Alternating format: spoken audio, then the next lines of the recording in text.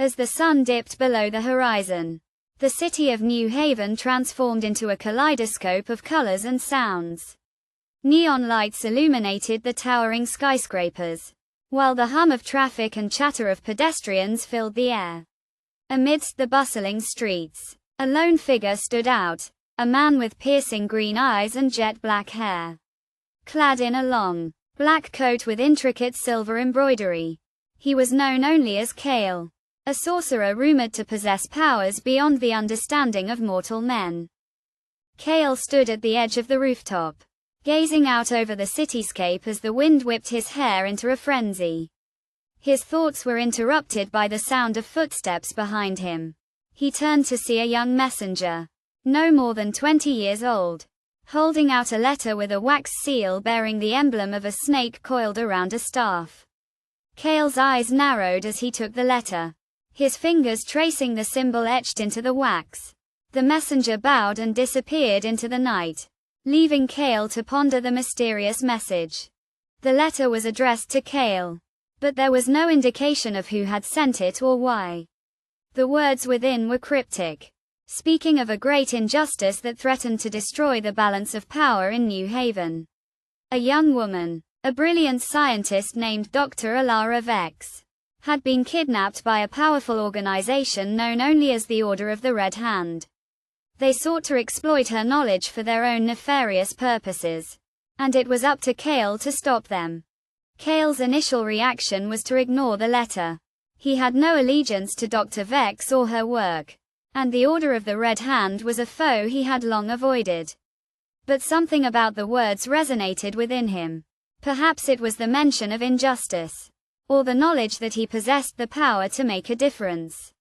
Whatever the reason, Kael felt an inexplicable pull to act. As he delved deeper into the night, Kael's senses came alive. He navigated the city's hidden paths and secret alleys, his eyes scanning the rooftops for any sign of the Order's agents.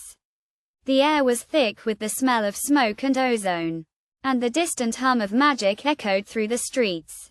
Kael's own powers stirred, responding to the call of the city's energy. He finally tracked the Order's agents to an abandoned warehouse on the outskirts of town.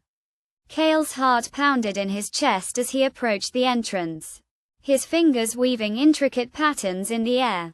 The doors burst open, and he strode into the warehouse, his eyes adjusting to the dim light within.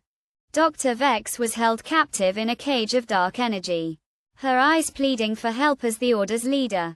A towering figure in a crimson robe sneered at Kael. "You're a fool for coming here, sorcerer," the leader spat. "You'll never leave this place alive." Kael smiled, his eyes flashing with green fire. "I'm not here to fight you," he said, his voice low and even.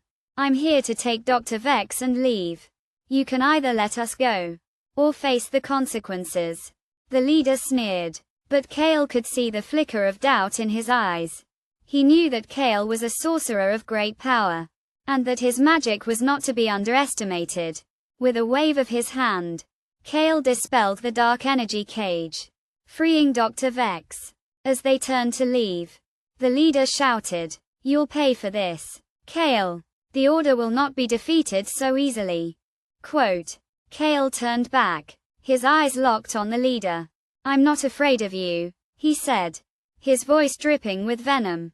"But I am afraid of what will happen if I don't stop you. You see, I've made a choice. I've chosen to stand for justice, even if it means risking everything."